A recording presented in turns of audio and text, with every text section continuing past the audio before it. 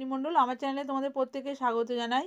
আজকে আমি তোমাদের সঙ্গে তোমাদের DSCC3 পেপারের একটি গুরুত্বপূর্ণ প্রশ্ন পল্লব স্থাপত্য ভাস্কর্য নিয়ে আলোচনা করছি। সম্পূর্ণ উত্তরটি ভিডিওতে দিয়ে দিলাম, আশা করি তোমরা প্রত্যেকেই উপকৃত হবে। অবশ্যই স্ক্রিনশট নিয়ে নাও, এটা তোমাদের পরীক্ষা আসার খুবই সম্ভাবনা রয়েছে, দেখে নাও। দাক্ষিণাত্যে খ্রিস্টীয় সপ্তম শতাব্দী থেকে দ্বাদশ শতাব্দীর মধ্যবর্তীকালে পল্লব, চোল, চালুক্য, রাষ্ট্রকূট প্রভৃতি রাজবংশের আমলে রাজনৈতিক অগ্রগতির পাশাপাশি শিল্পকলার ক্ষেত্রে যথেষ্ট অগ্রগতি ঘটে। এর মধ্যে ভারতীয় শিল্পকলার ইতিহাসে দক্ষিণ ভারতের পল্লব রাজাদের শাসনকাল বিশেষ গুরুত্বপূর্ণ। শিল্পকলার ক্ষেত্রে পল্লব রাজাদের শাসনকাল একটি নবযুগের সূচনা করেছিল। পল্লব রাজাদের পৃষ্ঠপোষকতায় স্থাপত্য, ভাস্কর্য ও চিত্রশিল্পে প্রভূত অগ্রগতি ঘটেছিল। মূলত ধর্মীয় বিষয়বস্তুকে কেন্দ্র করে এ যুগে শিল্পের বিকাশ ঘটে। ঐতিহাসিক ভিনসেন্ট স্মিথের মতে পল্লব রাজাদের শাসনকালে ষষ্ঠ শতকের শেষভাগ থেকে দক্ষিণ ভারতের স্থাপত্য ও ভাস্কর্য শিল্পে বিকাশ শুরু হয়। কাঞ্চি, মহাবলীপুরম, তিরুচিরাপল্লী, আর্কট জেলা প্রভৃতি স্থানে অধিকাংশ শিল্প নিদর্শনগুলি তৈরি হয়েছিল। পল্লব স্থাপত্য শিল্পের নিদর্শনগুলি প্রাচীন ভারতের শিল্পকলার ইতিহাসে যথেষ্ট গুরুত্বপূর্ণ। বিভিন্ন পল্লব রাজার আমলে নির্মিত স্থাপত্য শিল্পগুলি সর্বাধিক উল্লেখযোগ্য ছিল মহাবলীপুরম। মূলত পল্লব মন্দিরগুলি থেকেই দাক্ষিণাত্যের স্থাপত্য শিল্পের ইতিহাসের সূচনা হয়। ডক্টর রমিলা থাপারের মতে পল্লব মন্দিরে বৌদ্ধ গুহা মন্দিরে প্রভাব পড়েছিল।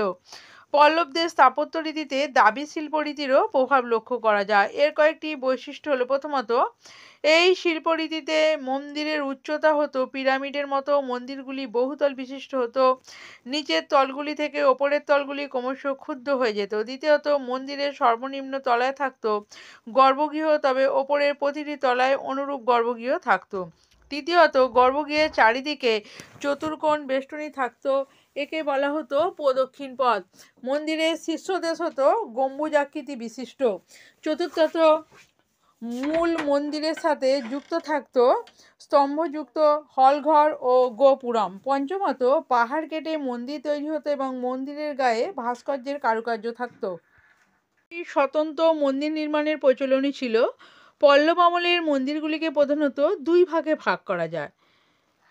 এক নম্বর দেখে নাও, পাহাড় কেটে নির্মিত মন্দির। পল্লব আমলে প্রথম পর্বের সমস্ত স্থাপত্যকর্মগুলি পাহাড় কেটে নির্মিত। মহেন্দ্র বর্মন এবং প্রথম নরসিংহ বর্মনের আমলে এগুলি নির্মিত হয়। দ্বিতীয়ত স্বাধীনভাবে নির্মিত মন্দির। রাজসিংহ এবং নন্দী বর্মনের শিল্পরীতিতে পাথরের ওপর পাথর সাজিয়ে স্বাধীন মন্দির নির্মাণ শুরু হয়।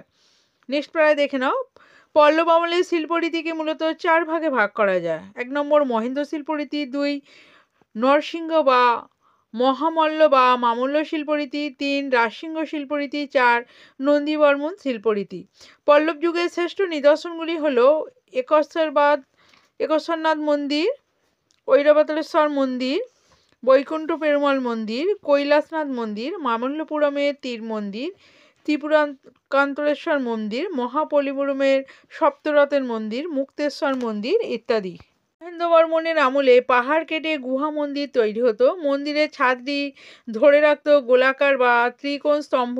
দাক্ষিণাত্যের তিরুচিরাপল্লী, চিঙ্গলপেট, আর্কট প্রভৃতি জেলায় এই শিল্প নিদর্শনগুলি পাওয়া গেছে। প্রথম মহেন্দ্র বর্মনের রাজত্বকালে প্রথম দিকে নির্মিত মন্দিরগুলি ছিল সহজ সরল, কিন্তু পরবর্তীকালে নির্মিত মন্দিরগুলি ক্রমশ জটিল হয়ে পড়ে এবং এগুলিতে অলঙ্করণ বৃদ্ধি পায়।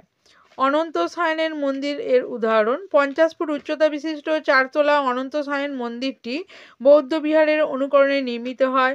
এই স্তম্ভগুলি নিপুণ কারুকার্য মণ্ডিত স্তম্ভযুক্ত মণ্ডপ দ্বারা নির্মিত। চারতলা বিশিষ্ট ভৈরবকুণ্ড মন্দিরটি আয়তনে বিশাল এবং স্তম্ভগুলি ছিল অলঙ্কৃত এবং এই স্তম্ভগুলির নিম্ন শীর্ষদেশে সিংহমূর্তি ছিল। নেক্সট পারা দেখে নাও, প্রথম মহেন্দ্র বর্মনের পুত্র প্রথম নরসিংহ বর্মনের আমলে পল্লব শিল্পে মহামল্লপুরমের রীতির সূচনা হয়। এই রীতিতে পাহাড় কেটে একটি পাথরের খণ্ডকে রথের আকৃতি বিশিষ্ট মন্দিরে পরিণত করা হয়। এটি একসেলা শিল্পরীতি নামে পরিচিত। এই রীতির শিল্পের নিদর্শনগুলি সবই মহাবলীপুরমে পাওয়া গেছে। এখানে প্রাপ্ত মণ্ডপ 10টি এবং রথ হচ্ছে 8টি। মন্দিরগুলি পূর্বের তুলনায় উন্নত ধরনের মহাবলীপুরমের সমুদ্র সৈকতে পঞ্চপাণ্ডবের নামে 5টি হ্রদ এবং দ্রৌপদী ও গণেশের নামে একটি করে হ্রদ আছে। এগুলিকে সপ্তরথের মন্দির বা সপ্ত প্যাগোডা বলা হয়। কোনো হ্রদই আয়তনে খুব বড় নয়। সর্ববৃহৎ হ্রদটির দৈর্ঘ্য 82 ফুট, প্রস্থ 35 ফুট এবং উচ্চতা 40 ফুট। ভীম, সহদেব এবং গণেশের নামাঙ্কিত হ্রদগুলি চৈত্য ধরনের। সম্ভবত সব হ্রদ মন্দিরই শিব মন্দির। মহামাল্য রীতিতে পাহাড় কেটে মণ্ডপ বা গুহা তৈরি করা হয়। মহাবলীপুরমে প্রাপ্ত 17টি গুহা মন্দিরের মধ্যে অন্যতম হল মহিষমর্দিনী, আদিবরাহ, বরাহ, ত্রিমূর্তি প্রভৃতি গুহা মন্দির। মহামাল্য রীতির পর পল্লব স্থাপত্যে রাজসিংহ শিল্পরীতির বিকাশ ঘটলেও হ্রদ মন্দির বা গুহা মন্দির এর পরিবর্তে স্বাধীন ও স্বতন্ত্র মন্দির নির্মাণ শুরু হয়। এই মন্দিরের সংখ্যা 6টি। এর মধ্যে 3টি মন্দির হল মামল্লপুরমে অবস্থিত তীর মন্দির ঈশ্বর ও গোমূত্র মন্দির, কাঞ্চিপুরমের কৈলাস মন্দির, বৈকুণ্ঠ পেরুমল উল্লেখযোগ্য। এছাড়াও রয়েছে দক্ষিণের পর্ণমলাই মন্দির। এই মন্দিরগুলির মধ্যে অমরাবতীর শিল্পকলা দেখা যায়। কৈলাসনাথ মন্দিরটি ছিল সর্বশ্রেষ্ঠ। এর সংলগ্ন 7টি মন্দির রয়েছে। সিংহমূর্তিযুক্ত স্তম্ভ ছাদকে ধরে রেখেছে। এই মন্দিরগুলি বিশাল উঁচু ও সুষম। নন্দীবর্মন রীতির পল্লব শিল্প নিদর্শনগুলি আর আগের মতো উন্নত ছিল না। এই রীতির উল্লেখযোগ্য নিদর্শন হল মুক্তেশ্বর ও মাতঙ্গেশ্বর মন্দির।